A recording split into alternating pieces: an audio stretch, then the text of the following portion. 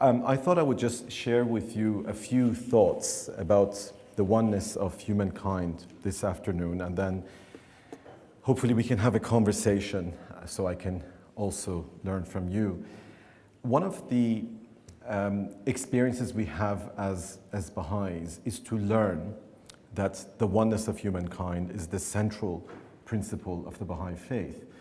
And of course, we learn songs as children. You're the drops of one ocean, and some of you may have actually memorized the words to those songs. I'm still working on them.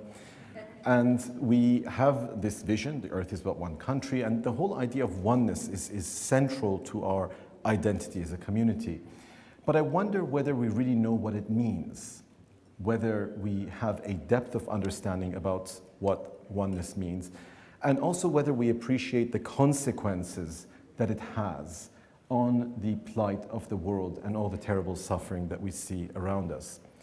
So I'd like to reflect on what happens when we don't believe in the oneness of humankind, so that we can trace our step back and understand that beyond some lofty poetic vision, the oneness of humankind is a matter of existential necessity for our survival as a species. And I think that when we come out of our little bubble, our feel-good bubble that we often stay in as Baha'is, and go into the real world and see the suffering and understand the root causes of that suffering, then we will maybe begin to take much more seriously our mission and how we spend our precious moments in this life and what kind of choices we make with our time, our education, our resources, our careers, so on and so forth. So I began about 25 years ago a career with the United Nations. And of course I went into the United Nations because of my vision as a Baha'i. We all know what Baha'u'llah wrote about the future world commonwealth, the necessity to have collective security among the nations.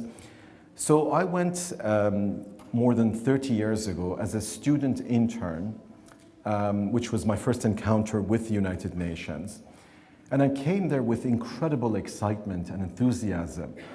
And one of these UN bureaucrats that was quite cynical, he had been there for, I think, a few decades too long, looked at my enthusiasm and he said, "Son, you need 3 things to survive in the United Nations." I said, "And what is that, sir?"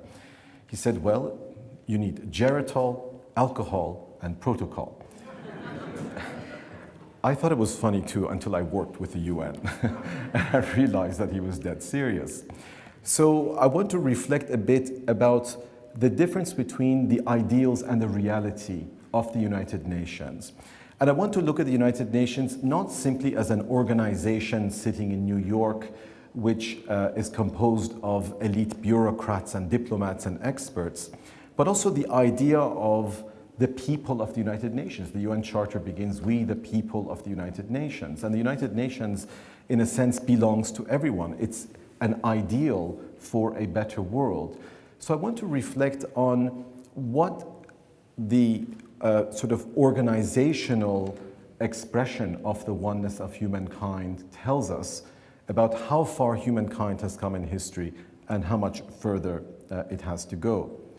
Now, in the United Nations, there is the General Assembly, which is where all the member states gather every year and they deliberate and vote on matters of importance to the global community. And outside the portal of the General Assembly is a beautiful Persian carpet, which was donated, I think, somewhere in the 1960s as a gift to the United Nations. And on that carpet, there's a beautiful poem written by Sa'di, who was a 13th century Persian mystic. And those of you who are Persian will of course know it. Bani Adam azay yekdigarand ke ze afarinesh az yek goharand. The best Persian translation that I've seen is the following: all human beings are members of one whole, in creation of one essence and soul. If one member be afflicted with pain, the other members uneasy will remain. You who have no sympathy for human pain, the name of human you cannot retain. I think that that poem captures, in essence, what we talk about when we reflect on the notion of oneness. The notion that we are all interconnected with each other, and that our identity as human beings is connected with our capacity for empathy for the suffering of others. Now, the idea of the oneness of humankind for many centuries was some sort of poetic vision. And when you talk to the policymakers and those in the corridors of power about the oneness of humankind, as I did as a young bureaucrat working in the United Nations, you will inevitably be ridiculed as a naive idealist. The idea will say, well, that's fine. You're a young intern, you're an idealist, you don't understand yet the ways of the world. You don't understand political reality. And I will reflect shortly on the very real consequences of that way of thinking to what happens in the world. But what Baha'u'llah tells us is that the oneness of humankind is not some vague or pious hope, as the Guardian says. It is a reality. It is an inescapable reality. We don't believe in the oneness of humankind as Baha'is as some distant future that we can aspire towards. We believe that the forces that have been unleashed through the revelation of Baha'u'llah, we believe that the place that we are witnessing in history today is the evolution of humankind into a planetary civilization. So if you begin from the premise that the interdependence of humankind is not some naive ideal aspiration, but an inescapable reality, how should that change the way in which we perceive and attempt to solve the problems of the planet?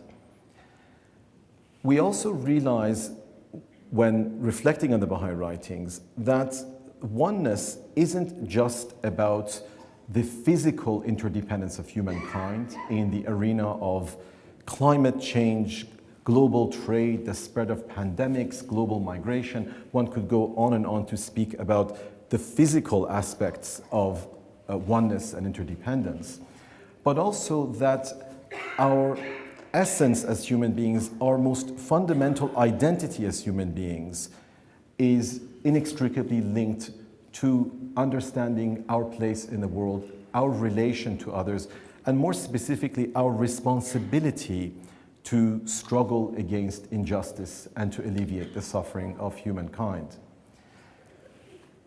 Bearing that in mind, I wanted to reflect on a couple of experiences I had working with the UN, one in the former Yugoslavia during my first years, during the Yugoslav War in the 1990s, and the other in Rwanda, also in the 1990s. Two very consequential conflicts that in a profound way shaped the United Nations in the 1990s, in order to explain what happens when we don't take the oneness of humankind seriously. So here I was in my 20s, fresh out of law school, full of idealism, and I had this, I guess, kumbaya idea of what the oneness of humankind means. So I joined the United Nations around the same time as the Cold War ended. And when the Cold War ended, I remember Francis Fukuyama had written his famous The End of History, and the idea was that with the end of the Cold War, Western liberalism would sweep the planet and we would have an unprecedented era of peace and prosperity. It turns out that things turned out very differently. In the midst of this euphoria, the Yugoslav War was a rude awakening. It was a rude awakening because it brought back on European soil for the first time since the Second World War the specter of ethnic cleansing and genocide. And once again, this is not something that was happening in Africa or in Asia, where we casually accept mass atrocities, but it was happening in Europe's backyard. There were horrible scenes which emerged from the Yugoslav conflict of concentration camps, of emaciated prisoners behind barbed wires, the siege of Sarajevo, Dubrovnik, these beautiful cities that were being destroyed with relentless artillery fire, siege warfare, the denial of humanitarian assistance to civilians, the use of rape as a weapon of war, and a gallery of horrors began to come to the surface, just as the world was celebrating the end of the Cold War. Now, in the midst of all this, as a human rights activist, me and my colleagues, of course, we believed that those that were responsible for genocide should be brought to justice. And our biggest asset was our political naivete. We didn't ask, is it realistic to put on trial Slobodan Milosevic, who was the president of Yugoslavia, who had one of the most powerful armies in Europe at his disposal? We simply felt instinctively, what is the meaning of international law? What is the meaning of human rights if it can be violated in such an egregious way with complete impunity? So we began to put together a report which proposed for the first time the establishment of an international criminal court to prosecute the perpetrators of crimes against humanity. It was met with complete ridicule. We were laughed at by all the diplomats and the policymakers and decision makers who thought that this idea would never see the light of day. Now, it so happens that because of the public outcry over these atrocities, and I hate to say it, the outcry was in large part because the victims were Europeans. If they were Africans, if they were Asians, there would be casual acceptance that, well, that's the way things are there. But because these atrocities were occurring in Europe, it created a very different type of reaction. And ultimately, the political leaders who were embarrassed by their failure to confront the authors of ethnic cleansing and genocide decided to set up an international criminal court in The Hague. For the first time since the Nuremberg War Crimes Tribunal was established in 1945 to prosecute the Nazi leaders.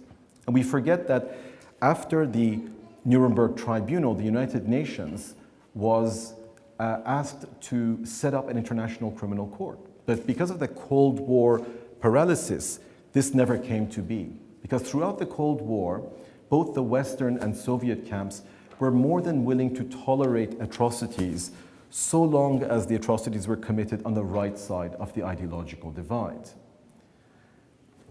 And this culture of impunity meant, in effect, that you were more likely to be prosecuted for stealing a bicycle in Geneva, Switzerland, than you were for committing genocide. And you will see why I use Geneva, Switzerland, because that's where I came face to face with these monsters, such as Slobodan Milosevic, such as General Ratko Mladic, who personally handed out candies to children in front of television cameras in the summer of 1995 to show the world that there was nothing to worry about, after which he lined up 8,000 Bosnian Muslim men and boys and executed them over 2 days.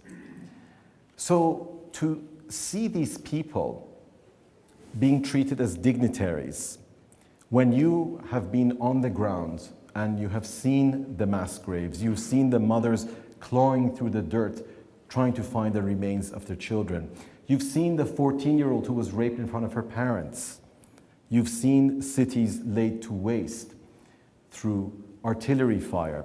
There was this famous sniper's alley in Sarajevo, which was actually a very famous boulevard called Selimovic Boulevard, named after a great Yugoslav literary figure who wrote the most beautiful literature.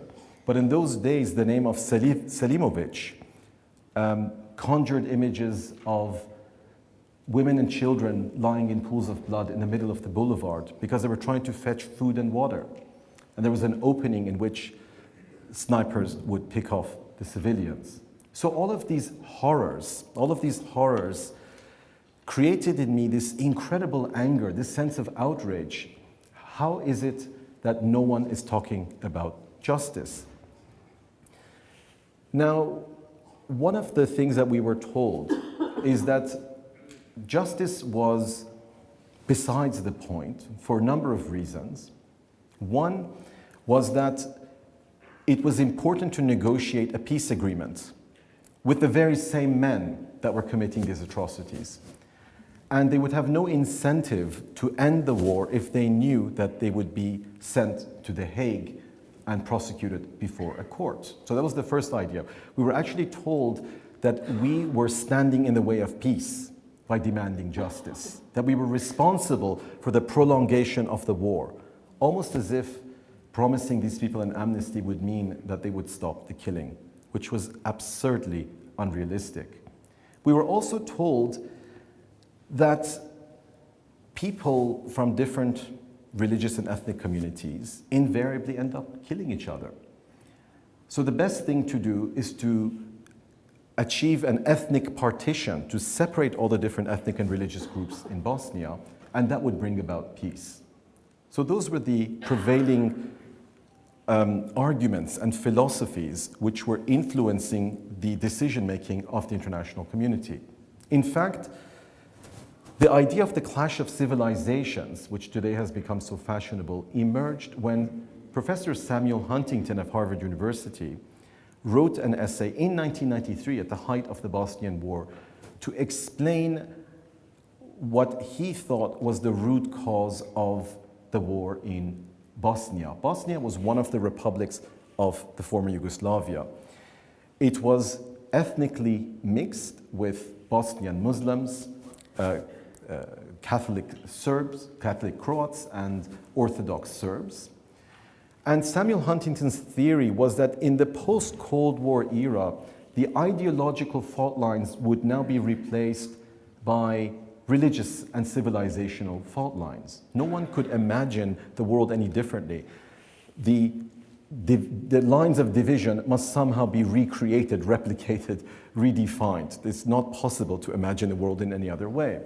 So Samuel Huntington's theory of clash of civilizations became hugely popular and began to influence decision-making, became one of the hottest topics in academia.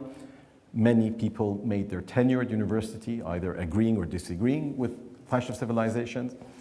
As I was reading Huntington's essay, I was in Sarajevo, the capital of Bosnia, in the middle of the war, in the middle of Sniper's Alley, in the middle of all of these horrors. And every other person that I met in the streets of Sarajevo came from a mixed marriage. Half of the population of Bosnia statistically came from mixed marriages. So I was reading Samuel Huntington's essay. I was also reading about the history of Bosnia, which was a place where the Jews and the Albigensian Christians fled from the Spanish Inquisition because Sarajevo was known as a place of tolerance. And still, if you go to a place called Başarçıya, which is the old Turkish market in Bosnia, in Sarajevo, which was once part of the Ottoman Empire, you will see a synagogue beside a Catholic church, beside a mosque, beside an Orthodox church.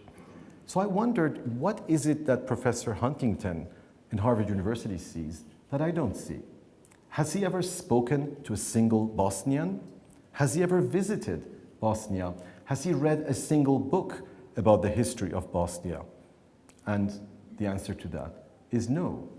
And that was one of the lessons I learned about the arrogance of elites, intellectual elites, political elites, economic elites, whatever the case may be. People who see the world from 30,000 feet and who give themselves the right to cook up these not just cynical, but idiotic and unrealistic views of the world, which they then impose on the rest of us as political reality. Well, political reality is political mythology. Reality is a reflection of the choices that we make. So we doubled down and insisted that it would be impossible to have any sort of sustainable peace in Bosnia unless and until the ethnic hate mongers, we call them the ethnic entrepreneurs, who had manipulated people's identity to start this war in order to achieve their own political interests, that until they were brought to justice, there would be no future for Bosnia. We changed our discourse away from morality to political realism. Now, one of the things that one learned on the ground was that there was nothing inevitable about the conflict in Bosnia. And you will see the powerful lessons here for conflicts throughout the world.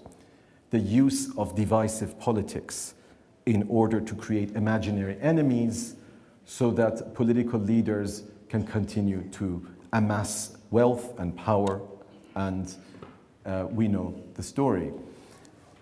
In Bosnia, one of the best descriptions of what actually happened in this ethnically mixed country was that this was not a case of spontaneous combustion. This is what Warren Zimmerman wrote, who was the US ambassador in Belgrade. He said there was plenty of historical tinder, but pyromaniacs were required. So the monsters were those that deliberately incited ethnic hatred and violence as an instrument of power. And we realized that so long as these same people are in positions of power, how can you achieve lasting peace? How can you reintegrate a multi-ethnic state if those whose platform is ethnic division and violence are still in positions of authority? So the tribunal was established as a paper tiger initially, as a sop to the conscience of the world, because they felt guilty that they were not acting to stop genocide and these horrors. But once there was a peace agreement, once there were 60,000 UN peacekeepers on the ground, we thought that our moment had arrived, because our court was like a giant with no arms and no legs. We had a mandate to uphold international law, but no means of arresting any of the accused fugitives. Unlike Nuremberg, when Nazi Germany was destroyed in war, there was an army of occupation that could arrest all the leading Nazis, we didn't have such means at our disposal. But what was remarkable is, while all the decision makers were saying the UN peacekeepers are not going to execute arrest warrants because we must maintain neutrality. And if we start arresting people, especially political leaders from one or the other side, that will compromise our neutrality. What was remarkable is that while all the political leaders were saying this, the soldiers on the ground were saying that no matter how hard we work at confidence building between the different ethnic groups, these extremists and warlords undermine our work. How can we get rid of them? We said, we have an idea. We have a long list of arrest warrants. And that is the way to get rid of these people. So what is incredible is that the decision makers began to redefine the idea of political realism. What is realistic or unrealistic? They began to think that it's unrealistic to have peace without justice. No justice, no peace. It became not just a lofty moral dream to bring these people to justice, but actually it became an integral part of a realistic solution to lasting peace. So sometime in 1996, a Chinook helicopter belonging to the British Special Air Services arrived in Prijedor in northwestern Bosnia, where some of the most notorious concentration camps were located, where people were subject to the most harrowing torture and death. And each of them was armed with an arrest warrant and a number of weapons. One of them was a man by the name of Kovacevic, who was actually a medical doctor. This was one of the horrible things. You realize that a lot of the war criminals were not some psychotic monster, but they were the person next door. That was probably the most horrifying realization about the war, that ordinary people in the wrong place at the wrong time are capable of things that they themselves may never imagine. Kovacevic was arrested without resistance. But the more important arrest was a man named Simo Drljača, who was the police chief of Prijedor, who was personally responsible for thousands and thousands of deaths. He was fishing with a group of his friends when the soldiers arrived. He had a gun. He shot one of the soldiers in the leg, and he was killed in return fire. That was the moment when international justice was born. Not because some great law professor drafted a statute for International Criminal Court, but because force became the servant of justice. And among these warlords, they're not that interested in fine legal arguments, but they understand the language of force. As soon as Derliacha was killed, all of a sudden, all of these accused people realized that this was no longer a court that they could laugh at, that they could be next. What was incredible is many of them began to surrender themselves. Some of them would surrender themselves to the NATO peacekeepers, and the peacekeepers had a list that we'd given them of the arrest warrants, so they would go down the list and say, I'm really sorry to disappoint you, but you're not on the list. So we'd have to go home disappointed. But there were still two leading culprits that were at large. One of them was a man named Radovan Karadzic. I don't know how many of you remember Karadzic if you were watching the news in those days. He had this great bouffant hairstyle. And there was Ratko Mladic, the general that I mentioned as well, and they simply disappeared into thin air. It took 15 years before we discovered them and arrested them. And just a few days ago, Ratko Mladic was sentenced to life imprisonment, and Radovan Karadzic was also sentenced a few weeks earlier. But I want to maybe share a little story of what it took to arrest these people. Radovan Karadzic was a psychiatrist, and he went into hiding until one day we realized that a certain man by the name of Milan Babic, who was a very famous healer, he was a naturopath, he could tell you about ancient Hindu medicine, and he could tell you about energy cycles and your 7 chakras.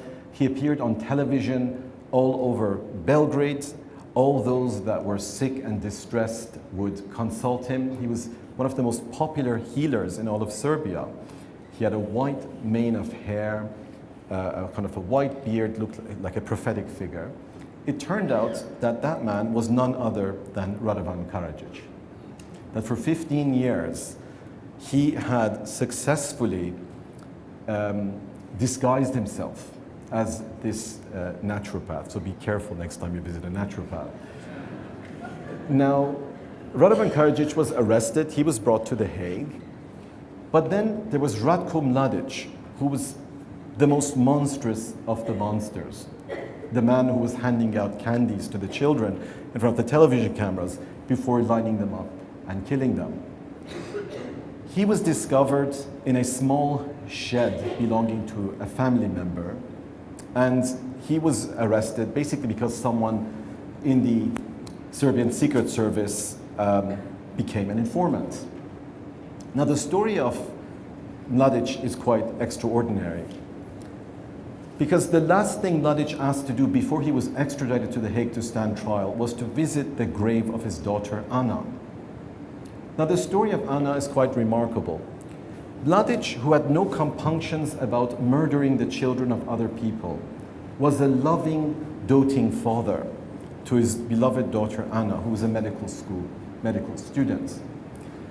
Anna had fallen in love with a handsome young medical student named Goran, except that Goran came from a family of human rights activists. Goran told his beloved Anna about what a monster her father was.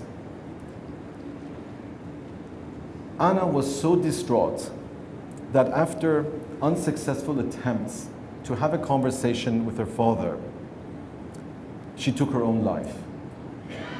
She took her own life with the pistol that he had saved to shoot in the air in celebration of when she would give him his first grandchild. Nothing brought Ratko Mladic to his knees except the loss of his daughter. And the last thing he did before coming to The Hague was to go and kneel and weep and pray at the grave of his daughter.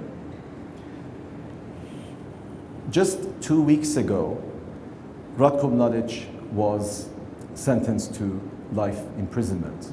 It was a moment that I couldn't believe, because he was once untouchable. It was unthinkable that he would one day be brought to justice. The mothers of Srebrenica was where the 8,000 were executed. The mothers of Srebrenica, who've been mourning the loss of their children now since 1995, celebrated. But they also realized that justice cannot bring back their dead children. One of the lessons that I learned from the Yugoslav tribunal, getting back to the theme of oneness, is first of all that there's nothing inevitable about radical evil in the world. Evil triumphs because good people do nothing. Evil triumphs because good people do nothing. I also realized that we underestimate our own power because we only take notice of these horrors when it is on headline news on CNN or Fox News. Yes, I did say Fox News. When it's already too late. But these acts of great evil are always a long time in the making, and I will turn to that theme shortly. It said that the Holocaust didn't begin in the gas chambers. It began with words. It began with words that dehumanize others, that justify mistreatment, persecution, and violence against other people.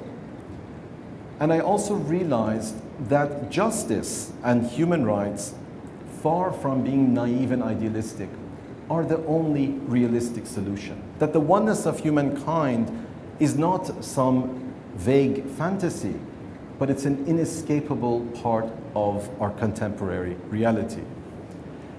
Now I'm just going to move on very quickly to another experience, and then I will stop.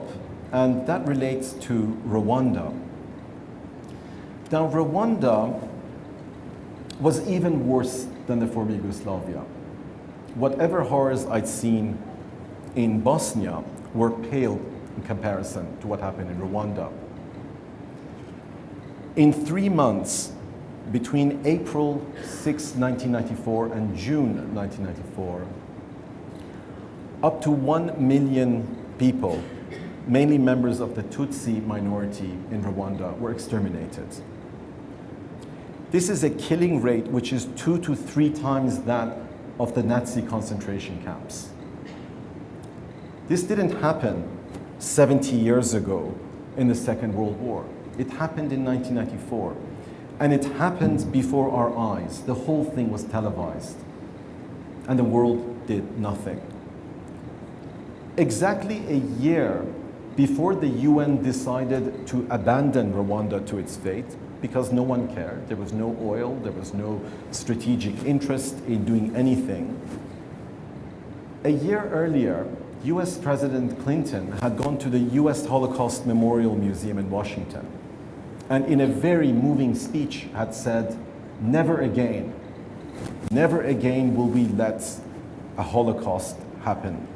Well, never again became ever again, as exactly 1 year later, the mass killings began in Rwanda and the world did nothing.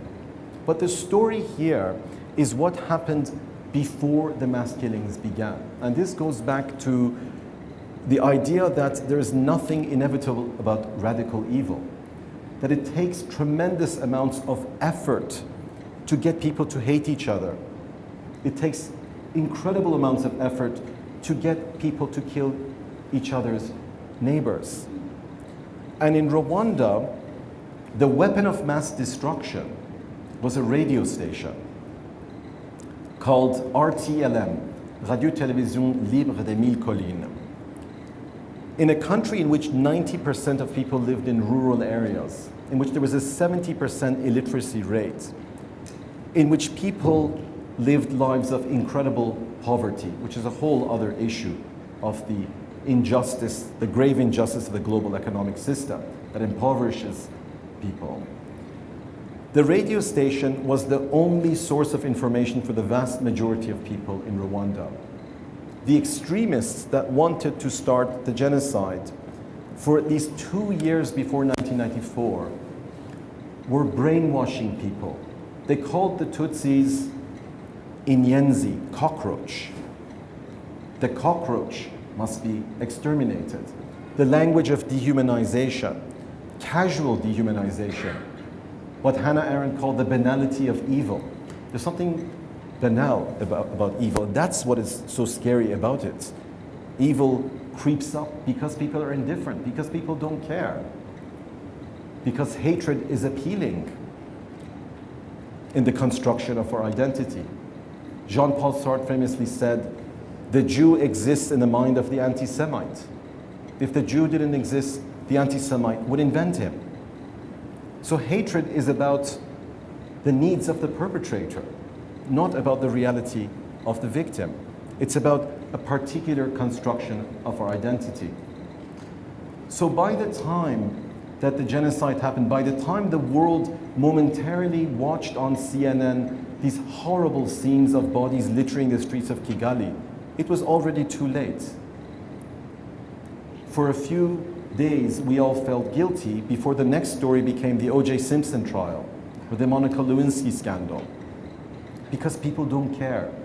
Because a political leader would not lose one vote for abandoning 1 million people in Africa to die. That's the reality. The reason why I mention Rwanda is because it didn't have to happen.